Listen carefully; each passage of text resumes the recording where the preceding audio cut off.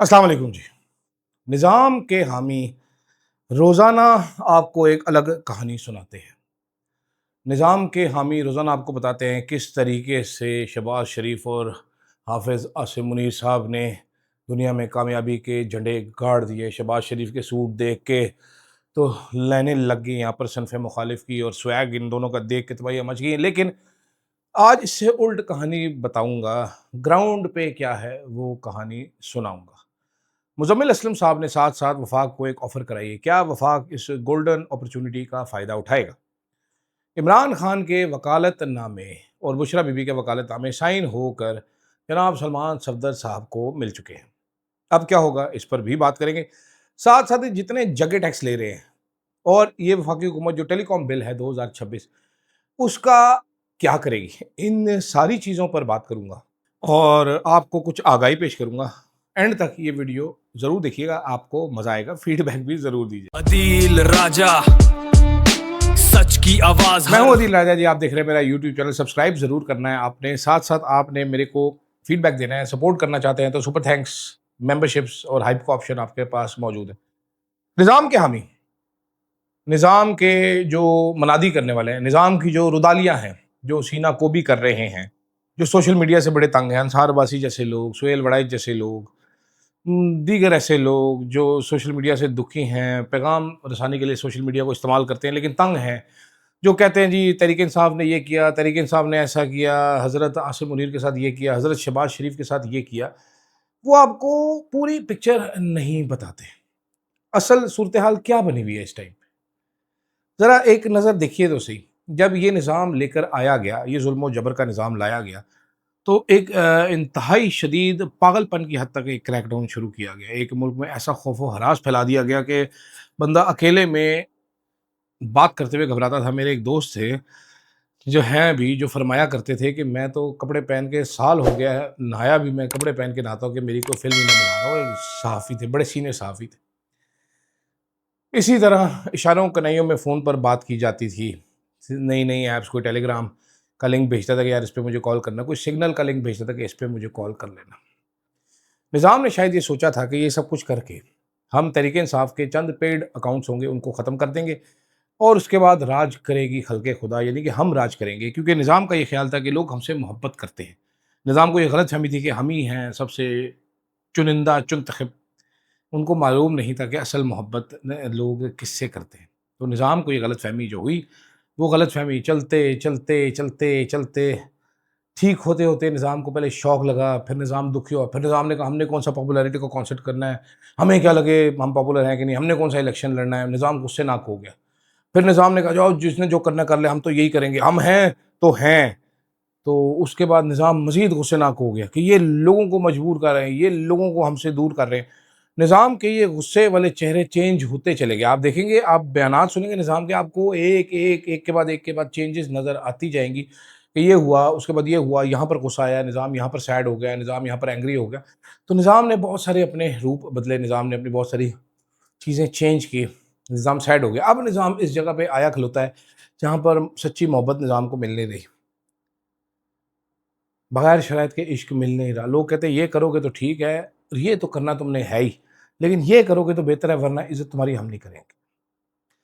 लोग साथ-साथ निज़ाम को ताने भी मारते हैं। शरीफ लोग, सड़क पे राह चलने वाले, वो भी निज़ाम को एक आधी उँगल करा देते हैं। लतीफ़े करते हैं निज़ाम के ऊपर। ठीक है, गंदे लतीफ़े तो ठीक है, अच्छे लतीफ़े भी करते हैं। घरेलू औरतें बोलती हैं। हालाँकि निज़ाम ने मुआशरे के हर पहलू को ठोकने का बंदोबस्त किया, लेकिन इन्होंने निज़ाम को चिढ़ाना बंद नहीं किया।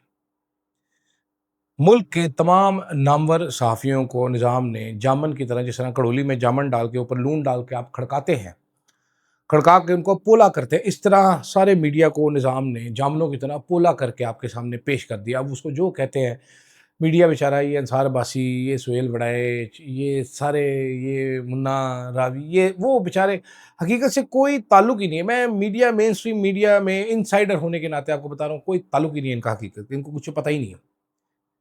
निज़ाम ने लेकिन इनको चंगा खड़काया, कुंडी ना खड़का सोनिया सीधा ही अंदर आग कर दिया। वो दहाइयाँ दे दे के रोते हैं, जगहों पे हाथ लगा के भी रोते हैं। अब लेटेस्ट पेशकश निज़ाम की क्या है कि इमरान खान साहब से अगर कोई बात कहानी बन जाए कहानी चलाई जा रही है, हम बात नहीं करना चाहते, हम ये नहीं करना चाहते, लेकिन अगर कोई कहानी बन जाए तो बड़ी अच्छी बात होगी कि इमरान खान आके इस सिस्टम को एक कबूलियत की मोहर लगा दे, ताकि जो गालियाँ हैं वो डाइवर्ट हो जाए। ऐसे मेरा नहीं ख्याल कि होने लगा। इमरान खान मोहर भी लगा दे, it is too late for Imran Khan. Imran Khan अपने हाथों से जो है वो ताला लगा चुके हैं, तो आगे देखते हैं क्या होता है। लेकिन दूसरी तरफ देखें, हम कोशिश जारी है। अब सलमान सफदर साहब को सुप्रीम कोर्ट में अपील दायर करने के लिए मिल चुका है, वो इमरान खान का वकालतनामा मिल चुका है। अब वहाँ पर फाइल करेंगे सलमान सफदर साहब अपील। वहाँ पर याह्या अफरीदी साहब की इतनी जुर्रत नहीं है कि वो इस अपील को मुनासिब वक्त पर लगा सकें, वहाँ पर डिले किया जाएगा। फिर कोशिश करेंगे कि ऐसा बेंच बन जाए जो ये अपील डिनाई कर दे। अगर प्रेसिडेंस है, कानून ये कहता है, पाकिस्तान का केस लॉ ये कहता है कि इमरान खान की पहले ज़मानत की अपील सुनी जानी चाहिए मेरिट पर, तो कभी इम्कान है कि फ़ैसला ये आएगा कि पहले आप ज़मानत की अपील सुन लें हाई कोर्ट को। फिर डोगर साहब केस नहीं लगाएंगे, फिर कुछ अर्से बाद डोगर साहब ये दुखी होकर केस लगाएंगे, फिर उसके बाद वो दोबारा रिजेक्ट कर देंगे क्योंकि उनको वो ज़रूरत नहीं है। और रिजेक्ट जब हो जाएगी उसके बाद डोगर साहब कहेंगे अब मरकज़ी अपील मैं लगा लूँगा। फिर सलमान सफदर साहब को एक और पूरी एक्सरसाइज करनी पड़ेगी, फिर दोबारा डयाला जेल भागना पड़ेगा, इमरान खान से नया वकालतनामा साइन करवाना पड़ेगा, फिर सुप्रीम कोर्ट में अपील दायर करनी पड़ेगी कि इसके ऊपर फैसला कर दें। एक लंबे चक्रव्यूह में इमरान खान साहब को फंसाया हुआ है। फैसला कोई भी हक में होता हुआ नज़र नहीं आ रहा। तो ऐसे में क्या करना है इमरान खान साहब ने, क्या डील लेनी है? क्या सिस्टम को ताकत का इंजेक्शन लगाना है, यखनी का इंजेक्शन लगाना है कि नहीं लगाना? सवाल ये भी बड़ा अहम है। क्योंकि देखिए, फील्ड मार्शल साहब और शहबाज शरीफ साहब की कामयाबियाँ तो बड़ी ज़ालिम हैं। अन्य वात रब दी राह दोनों जा रहे हैं, संभाले नहीं जा रहे। मुल्क के अवाम के हालात जो हैं वो पीछे रह गए। ये दो गेम में, इंटरनेशनल गेम पाकिस्तान की बहुत आगे निकल गई, ये माननी चाहिए बात। लोकल गेम क्या हो रही है? लोकल गेम में टेलीकॉम अथॉरिटी जैसे बिल आ रहे हैं जो हुकूमत की जगह सही का सबब बन रहे हैं। अब ये बात बड़ी क्लियर हो चुकी है कि तहरीक पीपल्स पार्टी साथ मिली हुई थी, ख़ास तौर पे शहरी रहमान और नवीद कमर साहब, ये दोनों साथ मिले हुए थे। शहरी रहमान साहब वैसे भी बड़ी फ्राडन आंटी हैं, इससे पहले भी वो काफ़ी सारे, खैर फ्राडन नहीं कहना चाहिए, मैं ये लफ्ज़ वापस देता हूँ। शहरी रहमान साहब बस वैसे भी है, अभी फारिग ही है बस। तो नवीद कमर साहब भी, अब पता ये चल रहा है, मेमो जो है वो पलवल शाह को शायद नहीं मिला हुआ था और सर चंद लोग वो फंस गए हैं। अब गवर्नमेंट भी फंसी हुई है। मेरा ख्याल है गवर्नमेंट वादा कर चुकी है कि ये हमने बिल पास करा के दे दें। शहबाज शरीफ साहब ने एक फजूल सी कमेटी बनाई और 3 दिन दिए इस कमेटी को, 3 दिन के अंदर इस बिल पर फैसला करें। भाई आप बिल वापस ले लें, वापस लेके ओपनली आप ये बिल सेनेट फ्लोर पे दोबारा पेश कर दें कि ये अमेंडमेंट्स जो गलतियाँ हैं उसके साथ हम ये बिल दोबारा पेश कर रहे हैं। डिबेट करवा लें। क्यों लोगों की प्रॉपर्टी पे कब्जा करना है? क्या मसला है आपको? किससे वादा किया हुआ और क्या वादा किया हुआ, ये भी ज़रा समझाएं हमें। क्योंकि मुझे तो अभी तक ये लॉजिक समझ नहीं आई कि क्यों लोगों की जायदादों पर कब्जा करना ज़रूरी है। क्यों ये ज़रूरी है कि आप सारे लोगों की जायदादें जो है हड़प करें और उधर टावर लगाएं? वही बात है कि अदील राजा की पुश्त में टावर लगाना क्यों ज़रूरी है? मानती भी नहीं है हुकूमत, करती भी नहीं है। दूसरी तरफ मौलाना फजलुर रहमान साहब को राज़ी किया गया है कि जी कश्मीर के मामले पर आप सालसी करें। मौलाना साहब ने पहली शर्त ये रखी है कि कश्मीरी अपना एहतजाज ख़त्म करें। मेरा ख्याल है जो मार्च का उन्होंने ऐलान किया है वो तो डिले किया जा सकता है, लेकिन पूरा एहतजाजी तहरीक ज़ीरो पर नहीं लगाई जा सकती।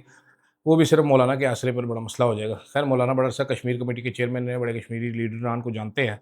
हो सकता है जो रास्ता निकला है जितनी जल्दी उतना ही बेहतर है। बहुत कश्मीर में मसले हो चुके हैं। कश्मीर में जो ये तरीके आजमाए जा रहे हैं, ये बड़े स्टूपिड से किस्म के हैं कि ये इसने लाताल्लुकी कर दी, ये गिरफ्तार हो गया, वो गिरफ्तार हो गया। अगर मकबूजा कश्मीर में भी यही कुछ हो रहा होता है और अपराधात कश्मीर में यही कुछ होगा तो काहे का आज़ाद होगा?